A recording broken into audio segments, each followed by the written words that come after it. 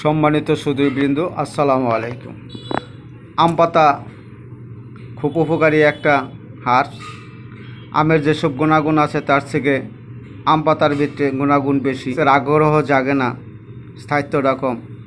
তাদের জন্য আম পাতা খুব একটা উপকারী হার্বস হতে পারে।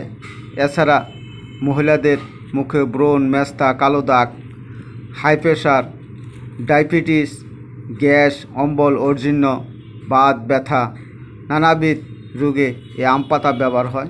মানসিক অবসাদ দূর করতে,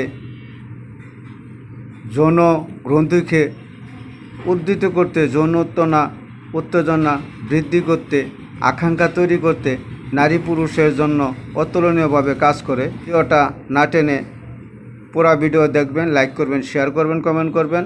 যারা সাবস্ক্রাইব করেন না তারা সাবস্ক্রাইব করবেন। আম পাতা আপনারা এই যে কচি আম পাতা নেবেন 100 গ্রাম, নিয়ে এটারে শুকাবেন। এটার সাথে আমলকি নেবেন 50 গ্রাম, এটার সাথে অশ্বগন্ধা 50 গ্রাম, লবঙ্গ 20 গ্রাম। এই সবগুলা একত্র করে শুকিয়ে আদা চূর্ণ করে বয়মে সংরক্ষণ করবেন।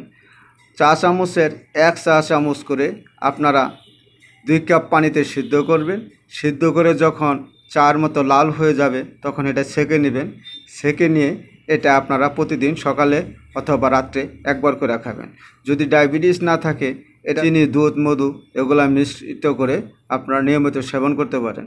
যদি নিয়মিত সেবন করেন তাহলে আপনাদের হাই প্রেশার স্বাভাবিক থাকবে, ডায়াবেটিস নিয়ন্ত্রণে আসবে, মানসিক অবসাদ কমাবে, টেস্টোস্টেরন হরমোন ব্যালেন্স ঠিক রাখবে, টেস্টোস্টেরনের ক্ষমতা বাড়াবে, যার ফলে নারী পুরুষ উভয়ই জনক্ষমতা ফিরিয়ে নিয়ে আসবে।